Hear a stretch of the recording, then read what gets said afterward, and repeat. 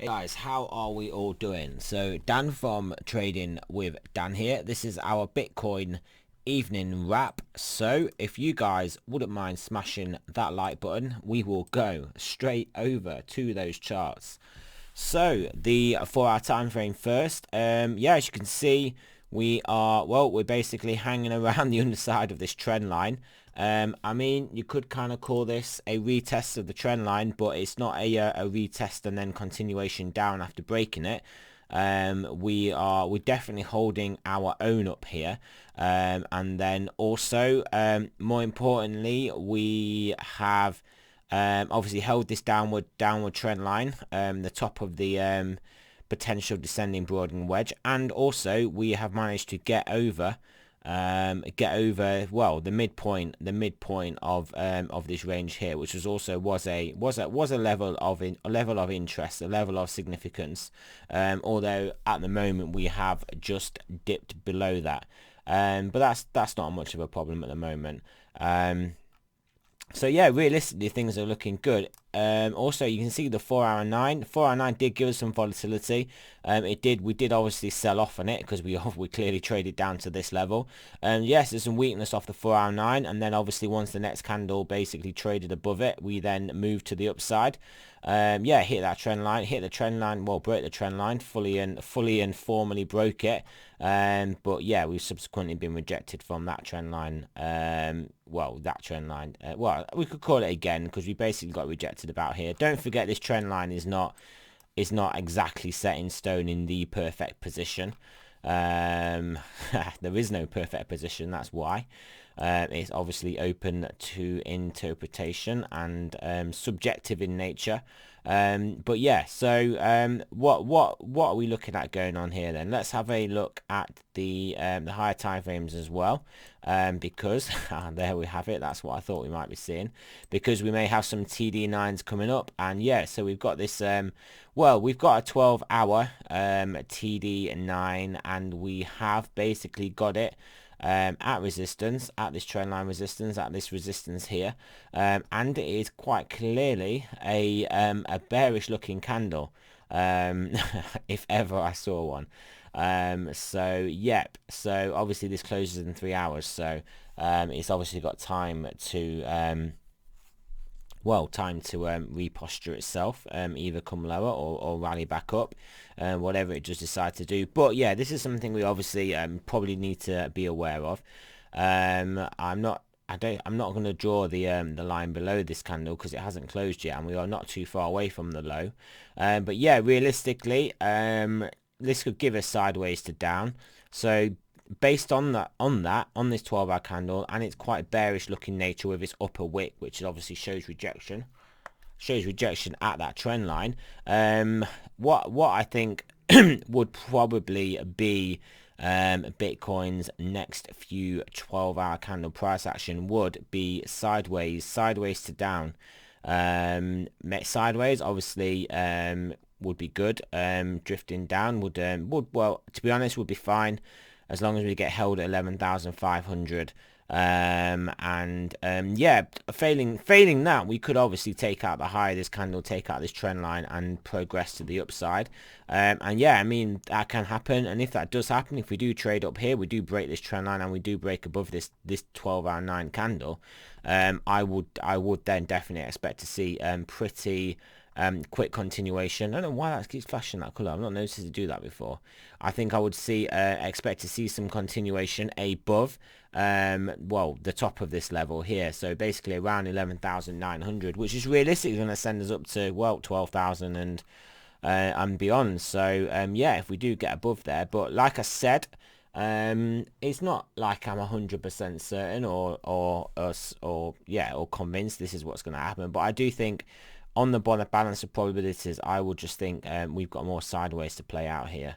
And let's not forget, 11,500 is a lot less than $200 away from current price action. So it's not catastrophic in any sense of that word. So yeah, here's a 12-hour 9 on the daily, so you can see that obviously it has worked. But we are obviously in an overall an overall macro uptrend, and we are obviously also we were down at support, at major support as well. So it was not a surprise to see this daily candle bounce the price. And yeah, it was pretty much was what we were looking for, to be honest. If you've been watching my videos, which I'm sure a lot of you have, this we were looking to bounce off this daily 9 and just basically continue upwards, which is, yeah, just what I have been looking for. We're obviously getting a bit of a complicated part of this trend here, further complicated by the 12-hour 9, but I think what I think is the worst case scenario at the moment is, yeah, we trade down to 11,500 and then start to move back up. The medium scenario is we actually hold around here. Best case is we just break and straight go back up, and obviously the worst case is that we break below 11,500, but I don't ascertain a high level of probability to that outcome. Everything is probabilities though, and that does not mean low probability events can't happen, because they can. And yeah, and actual, well, I would say low probability, very low probability events do happen a lot more often than people think, but actually people just aren't very good at attaching probabilities to events. So the probabilities of the event they attach to the events are wrong, which is why they appear to happen more than they should do. Like you get there's storms that should only happen 100 years. It's just that is the first statement where you said should only happen 100 years. That's what's wrong, and that's why it's happening more than 100 years, because you've contextualized the fact in basically an incorrect statement. So anyway, yeah, definitely have gone off on a tangent there. So yeah, speaking of probabilities though, if you guys have read Nicholas Nassim Taleb's book called The Black Swan, or Fooled by Randomness, but I prefer The Black Swan, that definitely gives you a definite an interesting perspective on probabilities, and well, like in the context of Black Swan events and the narrative and what people think. And yeah, it's actually is one of my favorite books. Actually, I say one of them, it is my favorite book. I've probably read it like 5 times, and I don't read many books more than once. So yeah, definitely interesting book there. Anyway, for our Stokes, still basically spent most of the day jammed up there, but yeah, looking to make a move down, but obviously at the moment they're looking okay. I mean, obviously they're going to come down whilst we move down here, and if we come down to 11,500, they would reset. And also if we do trade sideways here, we will get a bullish reset of this 4-hour Stokes, but at the moment it's looking like it could come down, could drag the price down. 10-hour Stokes looking very, very strong though, looking very good. It's doing it on here now, so when I click on the side we light up. Is this a new TradingView thing? So yeah, I mean, they're not looking like they're going to turn over immediately, so these are yeah, looking very good, for like a bit more juice in that tank to breakers basically above this trend line. Let's also have a quick look at the 12 hours. I've got a nice amount of room to run here as well. 12 hours got a nice amount to run, and daily's obviously got to be turning up now, so it's not got going yet, but give it time. It won't take too much time, and as long as we stay where we are or higher, this daily is going to start to make a move up. 2-day and 3 days, remember, these were the problems. 2-day looking like a bullish reset. 3-day looking like it could cause us problems. 5-day there or thereabouts, and weekly again. Weekly is the one we don't want this to turn down and start to move down, because yeah, price action will be coming down if that happens, and we could be in for something that we don't really want to discuss, so we won't. Just downside basically. Bitcoin dominance, we've not looked at this. BTC.D, as you can see, it is looking like it wants to fall out of bed.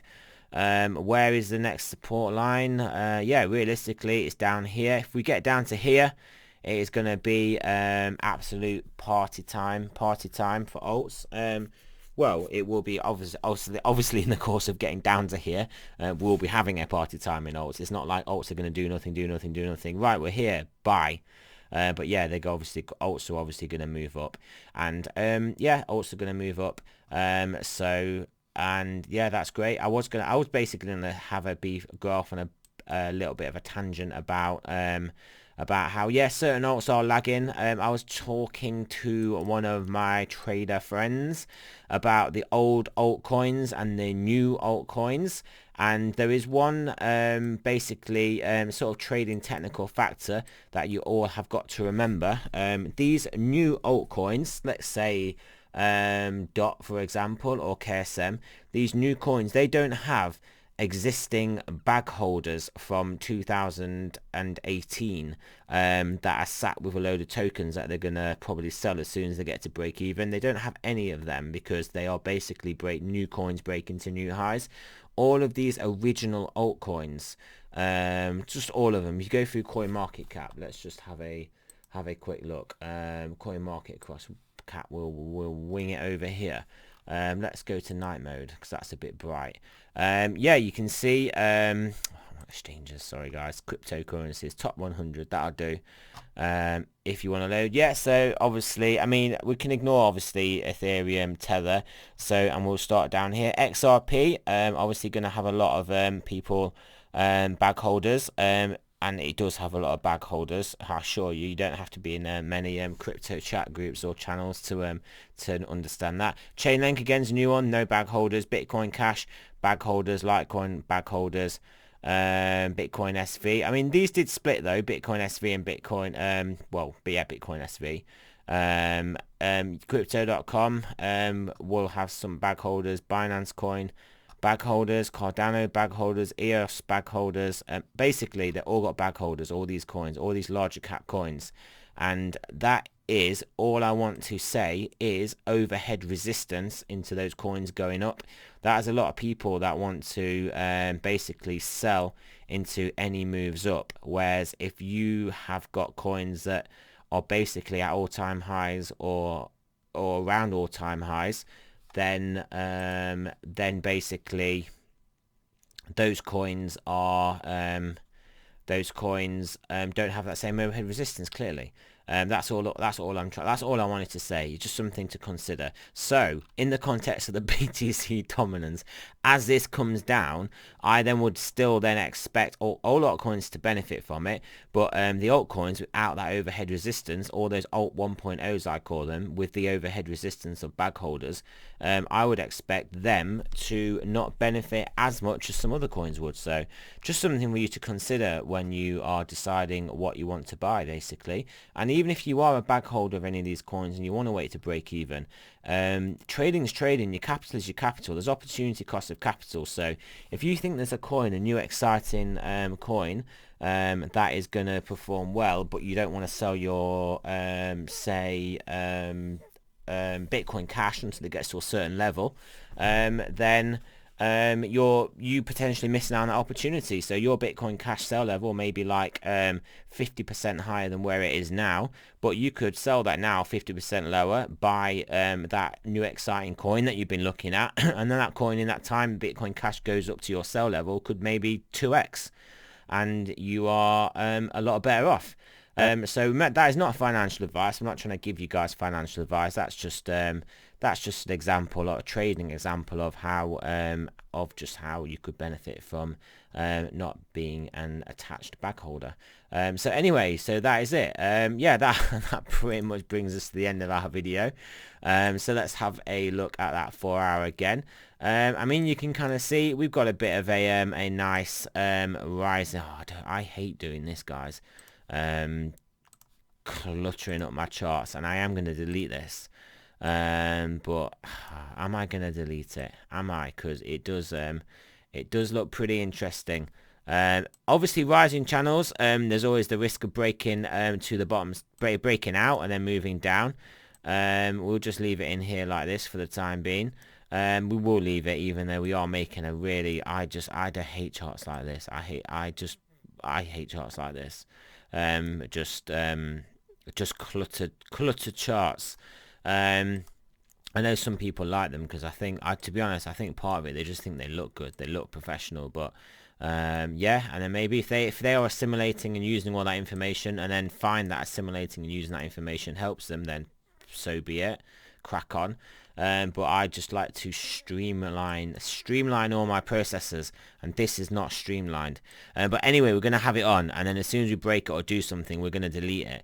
But yeah, so as you can see at the moment, rejected from that trend line, but we're holding up there or thereabouts in this ascending channel. Can we hold the bottom side of this channel, roughly where we're at now? Hold this horizontal and then make our move just like the Nasdaq is doing in its rising channel. So yeah, speaking of the Nasdaq, we'll have a little look at that that good old good old Nasdaq. Look at it, guys, look at it go. So anyway, you can see what I kind of mean. Just an ascending channel. Price action can stay in one of these for a while. This is obviously a daily chart, and this is clearly a 4-hour chart, so there's a bit of a difference there. But yeah, you can see price action can travel for a long period of time in these, as the Nasdaq is showing us. So yeah, that is it, guys. So remember, this is not financial advice. I'm not a financial advisor. Always do your own research. Yeah, and I will speak to you guys in the morning.